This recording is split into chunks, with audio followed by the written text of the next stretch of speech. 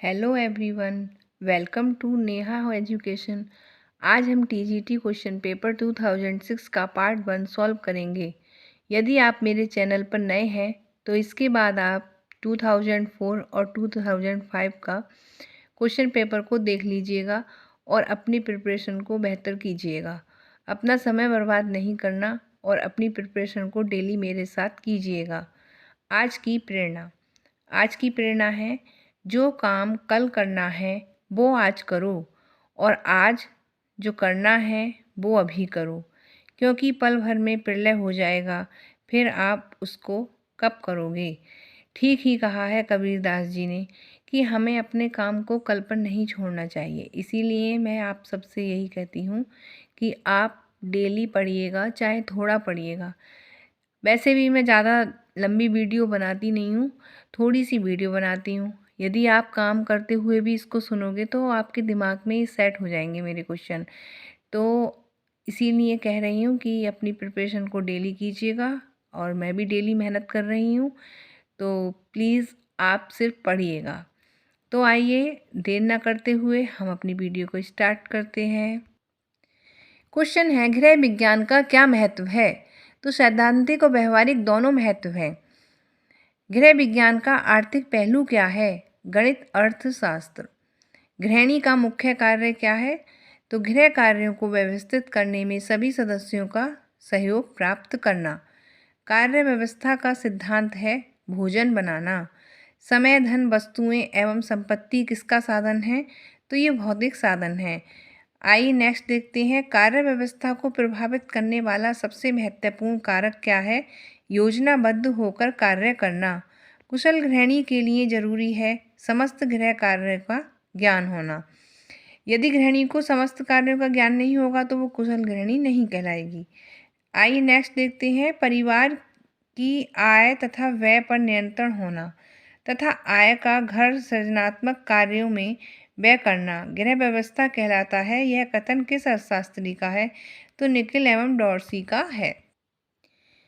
देखते हैं next question क्या है। आय का वह भाग जो आवश्यकता की पूर्ति के पश्चात शेष बचता है तथा जिसे भविष्य के लिए उत्पादक कार्यों में लगा दिया जाता है कहलाता है बचत। परिवार की अर्थव्यवस्था को सफल संचालन के लिए निम्न में किन मूल सिद्धांतों का ज्ञान होना आवश्यक होता है? अर्थशास्त्र। नेक्स्ट क्वेश्चन है, परिवार कल्याण के लिए गृहिणी में क्या होना जरूरी है? तो सूझबूझ उसमें होना जरूरी होता है। आवश्यकताओं की पूर्ति के पश्चात आय के शेष भाग को क्या कहते हैं? जब हमारी आवश्यकताएं पूरी हो जाती हैं, जो हमारा धन बचता है हमारे पास, तो वो क्या कहलाती है? बचत।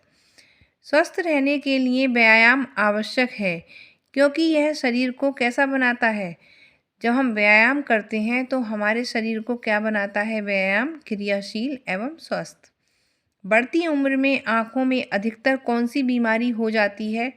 तो ये बीमारी हो जाती है मोतियाबिंद। दूषित भोजन से फैलने वाला रोग है हैजा। शरीर के रक्त को शुद्ध कौन करता है? तो कौन सी गैस करती है? ऑक्सीजन। नेक्स्ट क्वेश्चन है, धूम्रपान से किस रोग के बढ़ने की संभावना होती है? आंसर है कैंसर। प्राथमिक स्वास्थ्य केंद्र का मुख्य प्रशासनिक अधिकारी कौन होता है? तो प्रथम चिकित्सा अधिकारी होता है। विश्व स्वास्थ्य संगठन प्रबंध करता है विश्व जन स्वास्थ्य की रक्षा। भारतीय परिवार नियोजन संस्था का गठन कब हुआ था?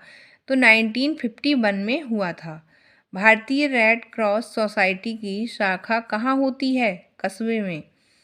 राष्ट्रीय परिवार कल्याण केंद्र का कार्य क्या होता है?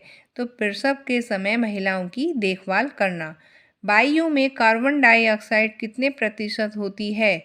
तो ये होती है 0.03% या परसेंट। मनुष्य सामान्यतः 1 मिनट में कितनी बार सांस लेता है?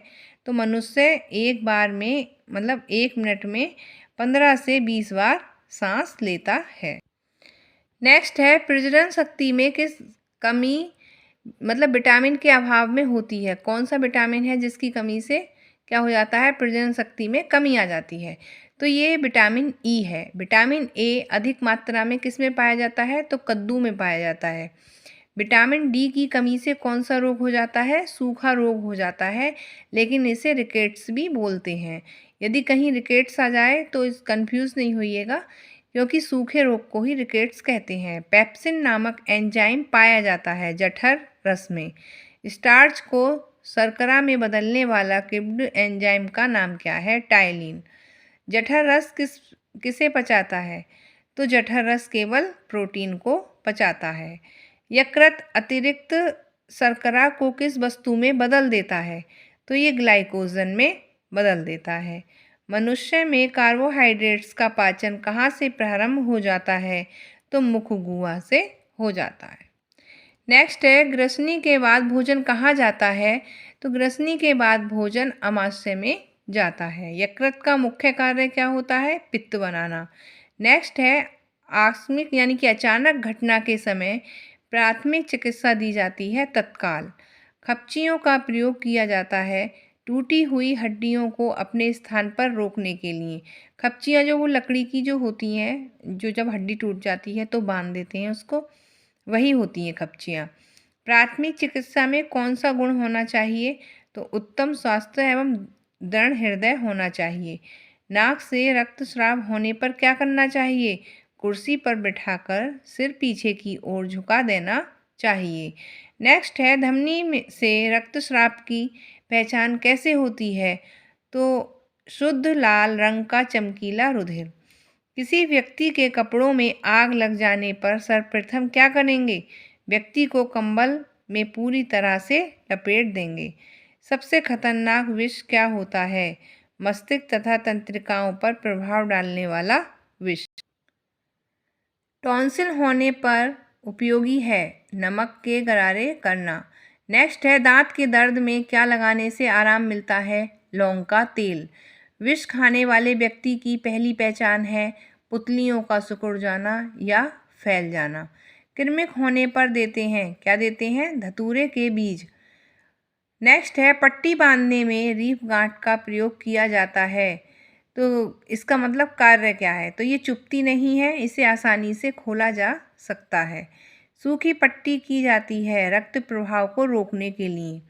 कोहनी तथा घुटने की पट्टी की चौड़ाई कितनी होती है?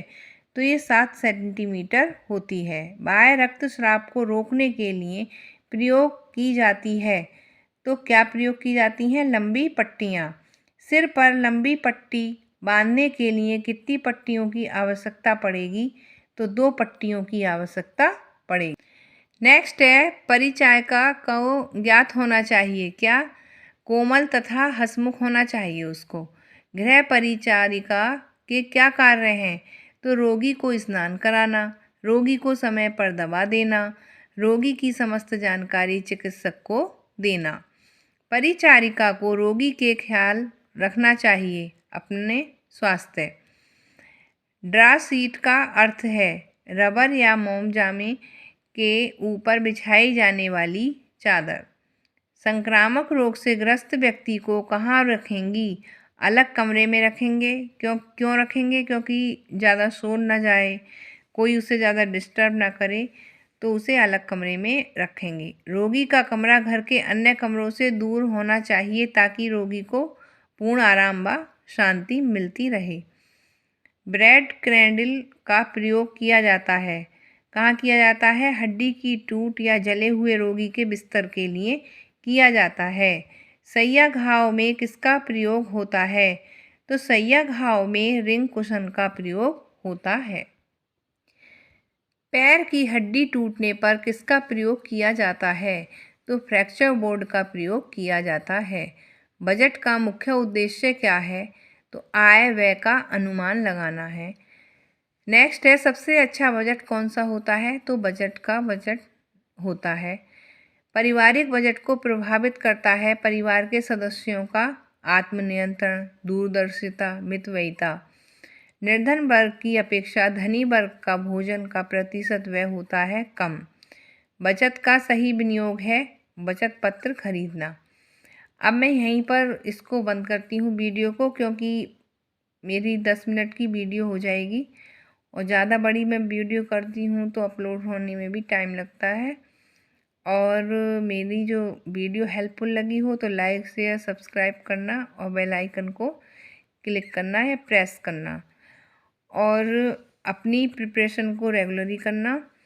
अब जो 2006 का सेकंड पार्ट में ही मैं इसको कंप्लीट कराने की कोशिश करूँगी कि 2006 जो है हमारा क्वेश्चन पेपर वो कंप्लीट हो जाए। ठीक है, ओके, बाय, मिलते हैं नेक्स्ट वीडियो में, तब तक टेक केयर।